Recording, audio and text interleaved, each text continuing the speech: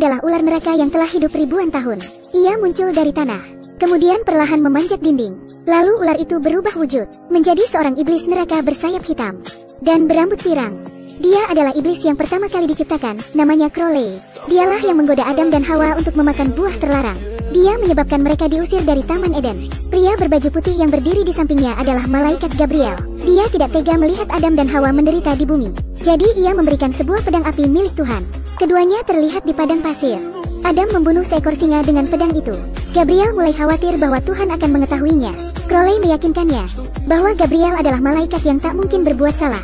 Meskipun mereka datang dari sisi yang berbeda, tapi mereka berdua adalah sepasang sahabat. Bertahun-tahun kemudian, dua utusan dari neraka muncul dari bumi, membawa seorang bayi dalam keranjang, dan memberikannya kepada iblis Crowley. Dia menyuruhnya untuk mengirimkannya ke bumi. Bayi laki-laki ini adalah calon perusak dunia, putra setan dari neraka. Ini berarti bahwa hari kiamat akan segera datang. Crowley mendapat sebuah misi dari neraka. Dia menandatangani kontrak yang menggunakan hidupnya sebagai jaminan. Dia membawa putra iblis ke gereja. Dan di malam yang sama dua keluarga akan melakukan persalinan. Crowley harus membawa bayi itu ke rumah diplomat. Daan ditukar dengan bayi mereka. Dia tidak melakukan pekerjaannya dengan benar. Bayi itu justru tertukar dengan bayi milik warga biasa. Tapi tidak ada yang tahu tentang kesalahan ini. Dan setelahnya, Crowley memberitahu Gabriel tentang putra setan. Putra setan akan menghancurkan dunia dalam 11 tahun. Surga dan neraka akan berperang. Dan kedamaian di bumi akan musnah. Keduanya sudah terbiasa hidup di bumi sejak lama. Mereka tidak tahan membayangkan bumi dihancurkan. Kemudian mereka berdua bersekongkol, memutuskan untuk menyelamatkan bumi dari kehancuran. Crowley menyamar menjadi seorang pengasuh, dan malaikat Gabriel menjadi tukang kebun. Mereka berhasil membaur dalam rumah sang diplomat. Kedua malaikat ini ingin merubah sang putra iblis, untuk merubah karakternya, untuk mendidiknya menjadi orang baik, bertujuan untuk menghentikannya menjadi perusak dunia. Dan Crowley mendapat sebuah pesan. Pada ulang tahun ke-11 putra iblis, setan akan melepaskan anjing iblis dari neraka sebagai hadiah ulang tahun untuk anaknya. Jika putra iblis memberi anjing jahat itu nama yang kejam, dia akan mendapatkan kekuatan untuk menghancurkan dunia. Suruhan dari neraka akan menunggu hingga pesta berakhir, dan mereka akan melepaskan anjing iblis di bumi. Kedua malaikat itu terus berada di sisi sang anak, namun tak seekor anjing pun muncul. Mereka kemudian menyadari bahwa bocah itu bukanlah putra iblis, dan putra iblis yang sebenarnya sedang mengadakan pesta ulang tahunnya sendiri di hutan dengan teman-temannya. Nama anak laki-laki itu adalah Adam, dan yang ia inginkan untuk ulang tahunnya adalah seekor anjing. Dan tepat saat itu, anjing iblis muncul dengan mulut penuh taring. Ia terlihat galak dan ganas. Dan jika kamu berani menatapnya, ia akan menghancurkanmu. Ia sangat ingin menemukan tuannya, putra iblis. Jika putra iblis memberinya nama yang jahat, kekuatannya akan bangkit. Inilah saat yang akan menentukan nasib bumi. Adam terlihat sedang melamun. Anjing itu menghampirinya. Mata merahnya penuh dengan aura kekejaman. Saya akan memberinya nama Dogi. Tiba-tiba saja anjing ganas itu berubah menjadi lucu. Putra iblis yang hidup di bumi. Masih anak-anak dan pikirannya masih bersih. Ia tak tahu jika ia memiliki kekuatan untuk menghancurkan dunia. Di samping itu, Crowley dan Gabriel menemukan bahwa anak yang telah mereka rawat selama bertahun-tahun bukankah putra iblis? Jadi mereka pergi ke gereja tempat anak itu ditukar untuk mencari petunjuk. Tapi setelah bertahun-tahun, gereja itu berubah menjadi pangkalan militer. Crowley muncul dalam bentuk aslinya dan membuat sang penjaga pingsan. Crowley mengenali biarawati itu. Kata biarawati itu, ada seorang wanita lain yang juga melahirkan di gereja malam itu. Namun tiba-tiba saja, seorang utusan neraka menghancurkan tempat itu. Dua malaikat itu pergi tanpa hasil. Di jalan tiba-tiba mereka menabrak seorang penyihir, dan mereka mengantarnya pulang. Gabriel menemukan buku ramalan di dalam mobil. Buku milik penyihir yang tertinggal di mobil mereka. Buku itu meramalkan bahwa malaikat Gabriel akan mengambil buku itu. Bahkan lokasi Gabriel dan kopi dingin di atas meja disebutkan dalam buku itu. Dalam buku itu juga terdapat nomor telepon keluarga putra iblis. Gabriel segera menelponnya. Dan benar saja, suara putra iblis terdengar di ujung telepon. Ia sedang bermain dengan anjingnya. Itu persis seperti yang tertulis di buku ramalan. Gabriel sangat bersemangat sehingga dia menutup teleponnya. Dia siap melaporkan ini ke markas besar di surga. Namun ia mendengar suatu hal yang mengejutkan. Neraka tidak hanya melepaskan Cerberus. Mereka juga telah melepaskan 4 penunggang kuda. Dan mereka telah diberi tugas untuk mempersiapkan pertempuran akhir zaman. Dan di saat yang sama di sebuah gurun, dua negara sedang menandatangani perjanjian perdamaian. Seorang kurir datang, menyerahkan sebuah bingkisan kepada seorang wanita berambut merah. Orang-orang melihatnya. Dia mengeluarkan pedang panjang dari bingkisan itu. Ia menyeringai dan berjalan pergi. Beberapa saat kemudian, tembakan meletus. Benar sekali, dia adalah salah satu dari 4 penunggang kuda, namanya War. Hanya dengan melalui tempat itu, ia menciptakan perang tanpa akhir. Berikutnya adalah seorang pemilik restoran. Pemiliknya akan meluncurkan produk baru. murni buatan tangan, tanpa nilai gizi apapun. Makanan itu akan menyebabkan rambut rontok dan kegagalan organ. Dan dia adalah famin, hawa nafsu dalam diri manusia. Ketika dia menerima bingkisan itu, ia tahu misinya akan segera tiba. Wanita ini duduk di depan sungai yang penuh dengan sampah, tanpa terlihat jijik sedikitpun. Sebaliknya, dia melihatnya seperti harta karun. Seseorang memberinya bingkisan. Di dalamnya ada mahkota yang terbuat dari perak. Namun dengan kekuatannya ia merubahnya menjadi hitam. Ia adalah salah satu dari keempat penunggang kuda. Pollution. 3 penunggang kuda sudah menerima misinya. Dan yang terakhir, kurir itu melihat alamat di kertas. Matanya tiba-tiba berubah. Ia tampak suram. Kemudian dia menulis beberapa kata. Lalu dia keluar dari mobil. Sebuah truk dengan kecepatan tinggi hampir menabraknya. Ia kemudian bersyukur telah lolos dari kematian. Tapi ketika dia melihat ke bawah, tubuhnya sendiri sudah tergeletak mati di tanah. Di tengah asap tebal, seorang pria berbaju hitam mendekatinya perlahan. Dia adalah ketua dari penunggang kuda, Dit. Dan kurir ini mengatakan sesuatu. Datanglah padaku. Begitu kata-kata itu keluar dari mulutnya, jiwa kurir menguap. Sekarang semua anggota penunggang kuda telah berkumpul. Bencana kemanusiaan akan segera datang. Di sisi lain, penyihir tampak mengutuk dirinya sendiri, karena dia kehilangan buku ramalan yang diwariskan oleh leluhurnya. Hal ini dilihat oleh Adam yang sedang lewat. Adam yang baik hati menghibur penyihir itu. Penyihir itu juga mengundang Adam untuk datang ke rumahnya. Namun, ketika di depan pintu, anjingnya hanya diam di luar. Ternyata ada lambang tapal kuda yang tergantung di depan rumah penyihir itu. Legenda mengatakan bahwa itu digunakan untuk menghalau setan. Tetapi anjing itu tak lagi memiliki kekuatan jahat karena namanya. Penyihir itu memberitahu Adam, dia bisa melihat aura seseorang. Dia bisa melihat aura seseorang dari warna yang dipancarkan tubuh mereka. Tapi ia tak bisa melihat aura Adam. Itu karena aura Adam terlalu kuat. Auranya telah dilindungi. Sebelum Adam pergi, penyihir itu memberikan beberapa majalah okultismenya kepada Adam. Dan majalah-majalah ini berpotensi membangkitkan roh iblis dalam tubuh Adam. Malam itu, dia menyalakan senternya. Dia membaca tentang okultisme. Dia berpikir bahwa pembangkit listrik tenaga nuklir harus dihilangkan karena mencemari lingkungan. Tiba-tiba saja apa yang ia katakan terjadi. Tetapi anehnya pembangkit listrik tenaga nuklir menghasilkan lebih banyak listrik daripada sebelumnya. Namun, ketika staf memeriksanya, mereka melihat bahwa reaktor nuklir besar itu hilang. Sebagai gantinya ada sebuah permen.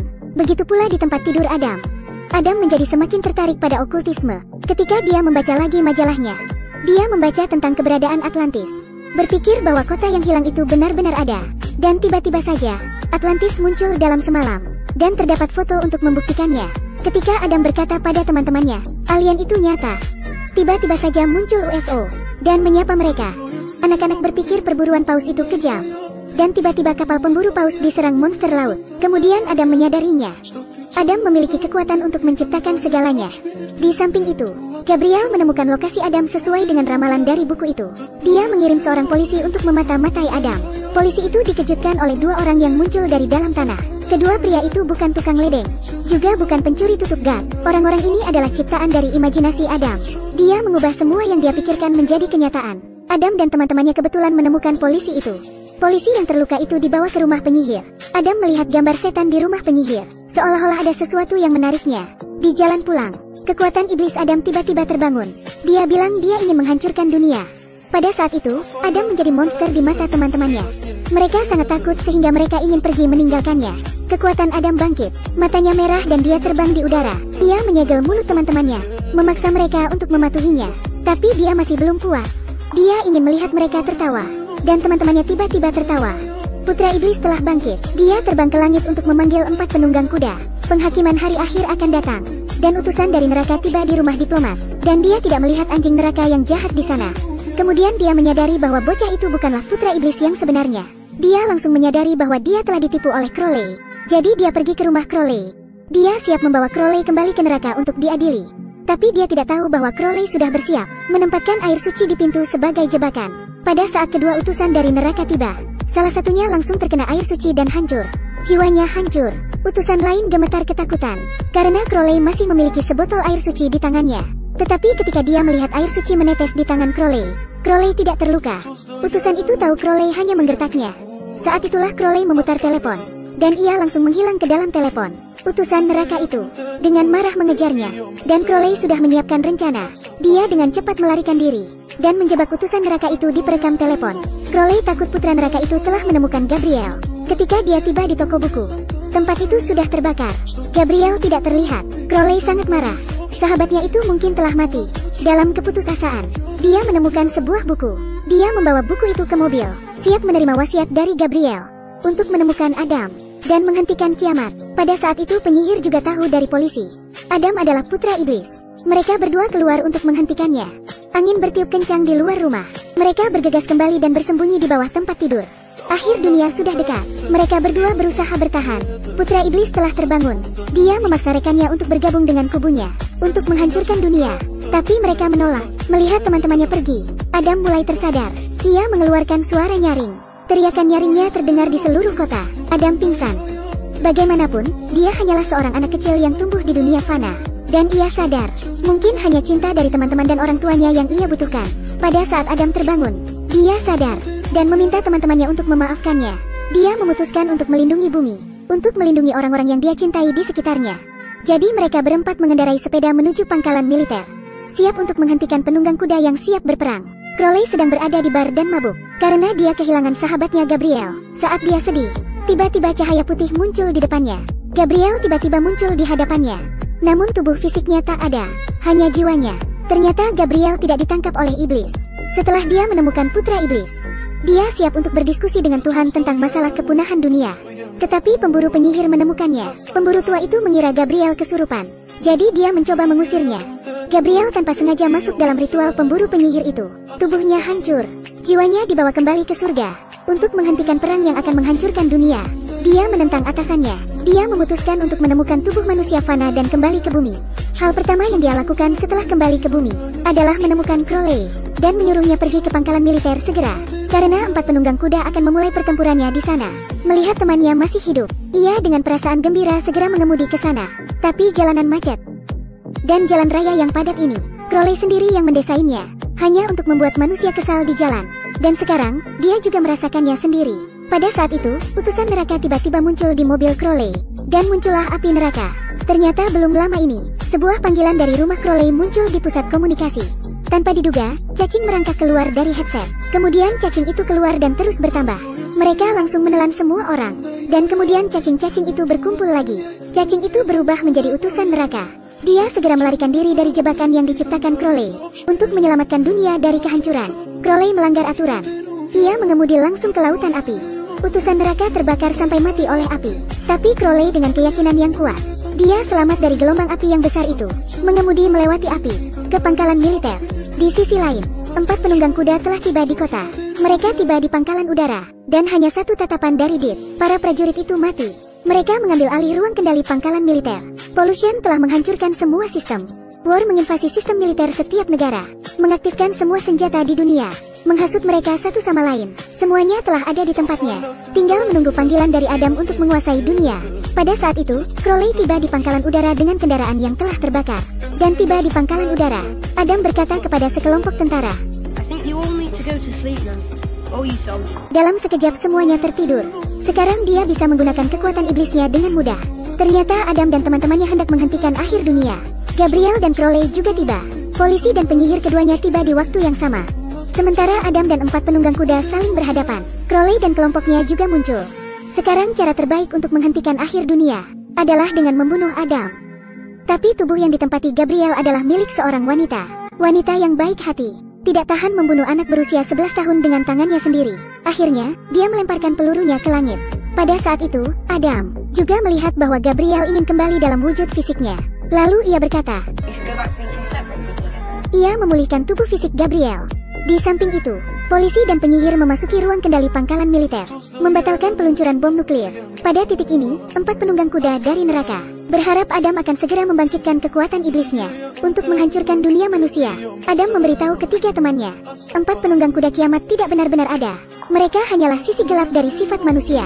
Dengan hati yang kuat, mereka bisa dikalahkan. Gadis itu meraih pedang yang menyala-nyala dalam perang. Dengan tegas teman Adam berkata,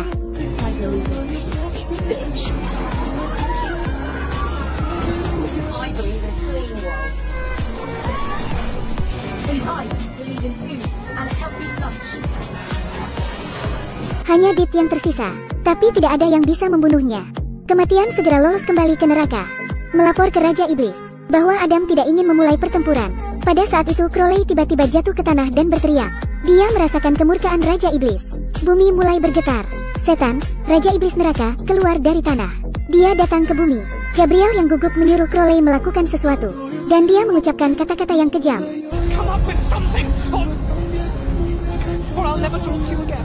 Jadi Crowley mencoba yang terbaik yang bisa ia lakukan untuk membuka ruang keheningan yang misterius dan menggunakan sisa waktu terakhir untuk memberitahu Adam. Selama dia tidak memilih untuk menuruti ayahnya, tidak ada yang bisa memaksanya untuk melakukannya.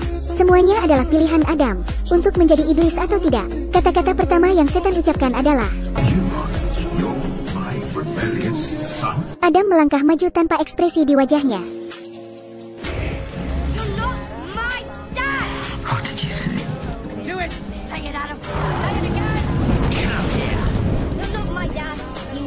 Seperti yang dikatakan Crowley, segala pilihan berada di tangan Adam. Raja Iblis perlahan hancur. Selama dia menyangkal setan, maka setan tak akan bisa mengganggunya. Dan semua yang ada di bumi kembali seperti semula. Tapi Gabriel dan Crowley masing-masing dibawa kembali oleh surga dan neraka. Mereka telah menghancurkan keberlangsungan kiamat. Siksaan yang menanti mereka akan sangat pedih. Surga menyediakan air suci yang paling murni untuk neraka. Dan neraka membawa api neraka yang paling ganas ke surga. Mereka meminta Gabriel untuk berjalan ke dalam api untuk dihukum. Dan sepertinya ada kesalahan di neraka. Crowley terlihat berbaring santai di air suci, tanpa terluka sedikit pun. Dan Gabriel tak terbakar oleh api. Tubuhnya tak hancur. Kedua kubu tercengang. Akhirnya mereka tidak punya pilihan selain membiarkan mereka berdua pergi. Ternyata keduanya sudah bertukar identitas untuk menerima hukuman. Semuanya kini teratasi. Baik surga dan neraka berhasil tertipu oleh mereka.